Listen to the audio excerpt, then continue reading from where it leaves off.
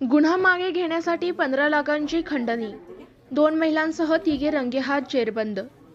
पोलिसांवर दाखल केलेला गुन्हा मागे घेण्यासाठी तब्बल 15 लाख रुपयांची खंडणी मागणाऱ्या 2 महिलांसह एका पुरुषाला जोडभावी पेठ पोलिसांनी रंगेहात पकडले.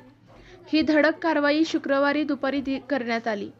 पूजा ढवळे वय 37 राहणार शिवगंगानगर, मिलिंद कांबळे वय 47 राहणार बुधवार पेठ आणि लक्ष्मी लोंढे वय 45 राहणार SRPF कॅम्पजवळ अशी अटक करण्यात आलेल्या आरोपींची नावे आहेत.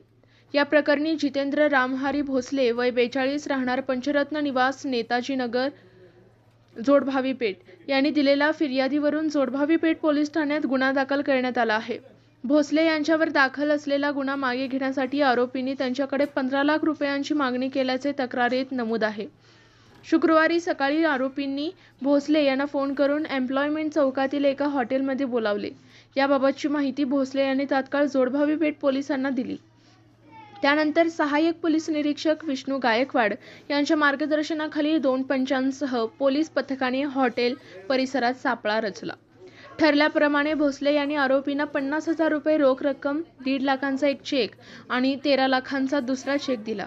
रक्कम स्वीकारताच पोलिसांनी क्षणार्धात कारवाई करत तिन्ही आरोपींना रंगेहात ताब्यात घेतले. पोलिसांनी रोख रक्कम व 2 चेक जप्त केले आहेत.